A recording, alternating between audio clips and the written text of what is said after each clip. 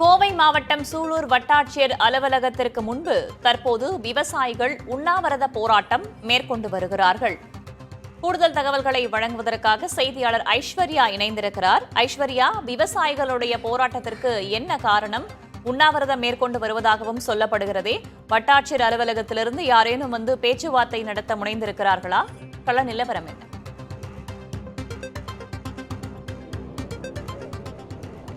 வேதவள்ளி, கோவை மாவட்டம் இருகூரிலிருந்து கர்நாடகா மாநிலம் தேவனகுந்தி பகுதி வரையிலான பாரத் பெட்ரோலியத்தின் IDPL எண்ணெய் குழாய் பதிக்கும் திட்டத்தை விவசாய நிலங்கள் வழியாக எடுத்து செல்வதற்கு விவசாயிகள் தற்போது எதிர்ப்பு தெரிவித்துதான் சூலூர் வட்டாட்சியர் அலுவலகம் முன்பு உண்ணாவிரத போராட்டத்தை நடத்தி வருகின்றனர். தற்போது இங்கு சாரல் மழையும் பெய்ய தொடங்கியுள்ளது. மழையும் பொருட்படுத்தாமல் விவசாயிகள் இங்கு உண்ணாவிரத போராட்டத்தை ஈடுபட்டுள்ளதை நம்மால் பார்க்க முடிகிறது. இன்று காலையே வட்டாட்சியர் அலுவலகம் முன்பு திரண்டிருந்தனர். அப்போது கருமத்தப்பட்டி DSP தங்கராமன் மாவட்ட நிர்வாகத்துடன் பேச்சுவார்த்தைக்கு ஏற்பாடு செய்வதாக கூறியதை அடுத்து இங்கிருந்து விவசாயிகள் 20 பேர் பார்த்தீங்கன்னா மாவட்ட ஆட்சியர் அலுவலகம் சென்று பேச்சுவார்த்தையில் ஈடுபட்டனர். 2 கட்டங்களாக அந்த பேச்சுவார்த்தை நடைபெற்றது. முதல் கட்டத்தில் பார்த்தீங்கன்னா மாவட்ட ஆட்சியருடனான பேச்சுவார்த்தை நடைபெற்றது.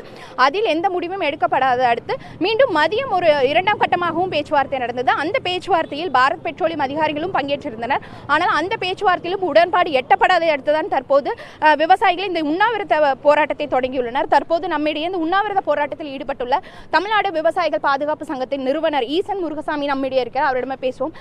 இப்போ இந்த பேச்சுவார்த்தை நடத்தியிருக்கீங்க, எதனால் இந்த உண்ணாவிரத போராட்டத்தை தொடங்கியிருக்கீங்க?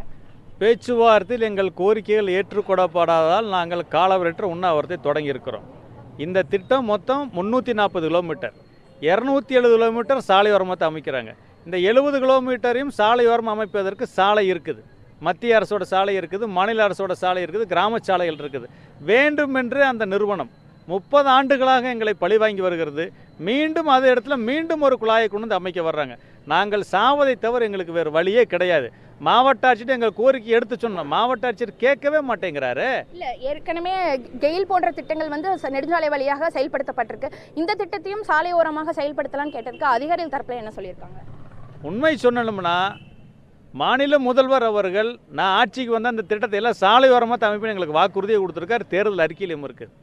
அப்போ சாமி வரம் கொடுத்தாலும் பூசாரி வர உட்காதுங்கிற கதையை அந்த மாவட்ட நிர்வாகம் உட்கார்ந்து கொண்டு அந்த நிறுவனத்தை வேலை செய்ய விடாமல் நீ விவசாய நிலத்துக்குள்ளேயே போன்னு தள்ளுறாங்க. அந்த நிறுவனத்துடைய அதிகாரிகள் பேச வர்றாங்க. நாங்கள் பேச வர மாவட்ட ஆட்சியர் முடிச்சுன்னு எந்திரிச்சு போயிட்டே இருக்கிறார். இப்போது விவசாயிகளுக்கு பாதிக்கப்படும் போது அந்த விவசாயியை அமர வைத்து பேசுவதற்கு ஒரு மாவட்ட நிர்வாகம் தயாரில்லை.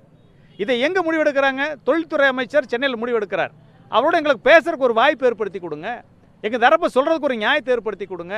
எங்கள் தரப்பு நியாயங்கள் இருக்குது. ஏற்கனவே அரசு கவனத்திற்கு எந்த கவனமே ரோடே கிடையாது, இங்கே பைப்லைன் போடுறதுக்கு இடம் இல்லைன்னு ஒரு தவறான கருத்தை சொல்லியிருக்கிறாங்க. அந்த கருத்தை மாவட்ட ஆட்சியரும் ஆமோதித்து கொண்டு விவசாயிகளை பழிவாங்கி கொண்டிருக்கிறார்.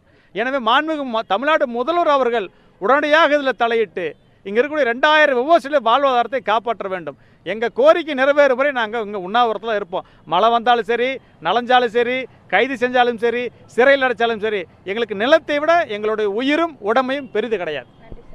வேதவள்ளி, நீங்களே கேட்டிருப்பீங்க, தற்போது இங்கே பார்த்தீங்கன்னா 100க்கும் மேற்பட்ட காவல்துறையினர் இங்கே பாதுகாப்பு பணியிலும் ஈடுபட்டிருக்காங்க.